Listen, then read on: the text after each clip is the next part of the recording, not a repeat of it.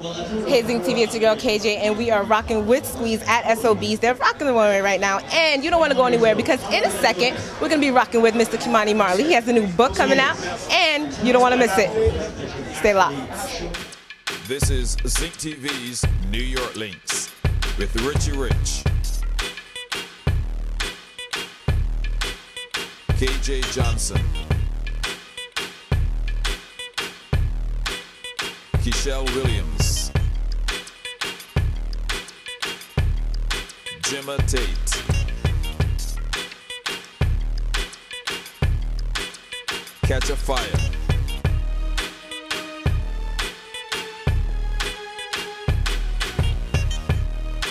Katie Siegel, and the Dreadless Ras.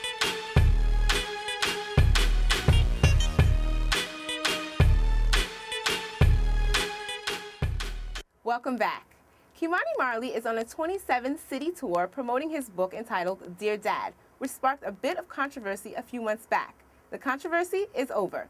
We sat down with Ky-Mani Marley and he spoke with us about his art, his life, and his book. Take a look. Hazing TV, it's your girl KJ, and I'm here with musician, actor, humanitarian, and most recently, book author Ky-Mani Marley. How are you?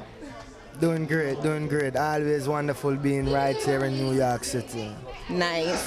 Now, last we spoke, you were on the road promoting radio, your previous album. And in terms of your new book, Dear Dad, that's kind of where you left off with radio in terms of telling your truth. Was that part of the motivation behind the book, so to speak? Well, let me tell you, I really wasn't really thinking about writing a book, but I found it necessary to write the book for my fans, so my friends and my fans could understand me a little bit more, you know what I mean? There's nothing like a misunderstanding, so my thing was to get that straight, so people who take the time out to listen to Ky-Mani can really understand where Ky-Mani is coming from, why Ky-Mani lyrics is as such, why I present myself as such, and on why I'm so emotional about it, you know what I mean? A lot of people may believe something different, being that my last name is what it is. So, their view on my early years may be somewhat of a bed of roses. Well, maybe the rose was there, but my early years was just the thorn part of it, you know what I mean? We had to blossom to the rose. Nice. So speaking of having a different life, you spoke about in the book, you would go from 2 weeks from Kingston back home where you would have helpers, lawn person, cook, maids, and you would go back home and you would be bathing outside, in the yard, cooking outside in the yard for 2 weeks. Was that difficult for you to go back and forth so frequently? No, well, all right. No, it wasn't what the book is saying, that the first time that I went to Kingston, was at that moment that, the book says I realized how poor we were. You know what I mean? Because back home, majority of the people that lived around us was under the same conditions. You know what I mean? So it wasn't really anything different. It wasn't really any big deal. You know what I mean? Until you got to see what life can really be about, you know what I mean? And that was a realization, but it didn't make me feel any different, no, because, the one thing that I had a lot of growing up was love, no matter the condition, you know what I mean? So, right, and that's funny that you say that, because you can have all those things and have no love. And have no love and be miserable. Exactly. Well, we had nothing but a lot of love, so I was happy, you know what I mean? In the book, you talk about a lot of your family members, and some in a less than flattering light. Was it difficult for you to put the truth out there, knowing that some people might have a little issue with that? Not at all. And the book is not trying to bash anybody. It's not bash, and it didn't bash anybody. Right. You know what I mean? My story spoke of what I felt growing up, some things that I was led to believe growing up, and where I am now with my family. Now my family is one of the most beautiful family on earth to me. You know what I mean? And the book also states that.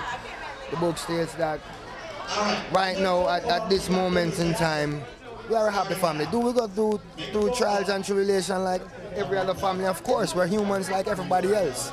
You know what I mean? Our mission is different from your mission. You know, your mission is to speak with me and get truth and understanding out of me. My mission is to speak the truth to the people, whether I be in a book or in my music. And my family understand this. There is no controversy going on, so to speak. We're good.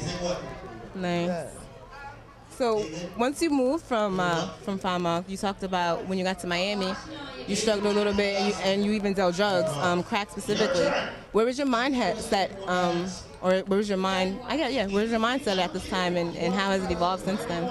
Let me tell you, my mindset was in the street, like straight up and down, because when I moved to America, that's my neighborhood, my block.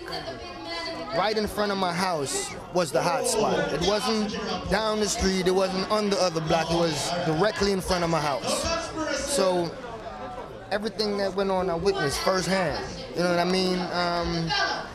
We came to a point where we knew the police schedule. We knew when they was coming, we knew when they wasn't coming, we knew, you know what I mean? So I became a product of my environment. Now you live in an environment where every youngster around you is packing heat and don't want to hear nothing you have to say.